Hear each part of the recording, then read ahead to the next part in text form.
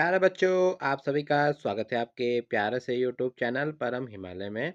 तो प्यारे बच्चों, क्लास 11 फिजिक्स का ही चैप्टर नंबर आपका 5 है, वर्क एनर्जी एंड पावर। तो एनसीईआरटी सॉल्यूशंस की सीरीज में क्वेश्चन नंबर आपका 14 है, जो आपको स्क्रीन पर दिखाई दे रहा है। तो प्यारे बच्चों, देखो क्वेश्चन में क्या कह रहा है बेटा। कोई आपका मॉलिक्यूल है in a gas container hit a horizontal wall. तो ये बेटा कोई आपकी हॉरिजॉन्टल बेटा वॉल है। इसमें बेटा क्या करता है आपका वो बेटा इसको हिट करता है आपका किसी वेलोसिटी v से।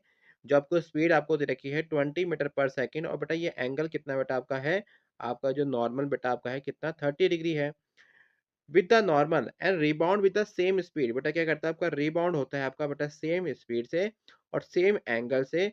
तो हमको बेटा इसमें बताना है कि क्या इस केस में क्या आपका मोमेंटम कंजर्व होगा। और बेटा इन द कोलिजन इलास्टिक और इन इलास्टिक, मतलब आपका कोलिजन इलास्टिक है या आपका इन इलास्टिक है। तो चलिए पहले जो हम उसको स्टार्ट करते हैं आपका। तो देखिए जो बेटा आपका linear momentum remain conserve in elastic collision. देखिए जो आपका लीनियर मोमेंटम होता है बेटा, देखिए क्योंकि इस केस में जो आपका मोमेंटम है बेटा आपका, क्योंकि तो आपका जो मास, उसके जो पार्टिकल का मास है वो भी m है। उसकी जो वेलोसिटी कितनी बेटा आपकी, वो भी v है। तो इस केस में बेटा आपका मोमेंटम कितना आपका mv है बेटा आपका। तो बेटा p1 कितना आपका है, आपका mv है। और बेटा p2 मतलब आफ्टर द कोलिजन बेटा, है ना बेटा, जो रिबाउंड आपका हुआ है p2, उसका बेटा मास अब भी m है, उसकी वेलोसिटी कितनी है आपकी v है। तो मतलब इस केस में बेटा आपका जो मोमेंटम है वो आपका कंजर्व है। ठीक है। चलिए, अब बेटा देखिए, क्योंकि अब हमको इलास्टिक कोलिजन या आपका बेटा क्या कहते हैं आपका इन इलास्टिक कोलिजन आपका देखना है।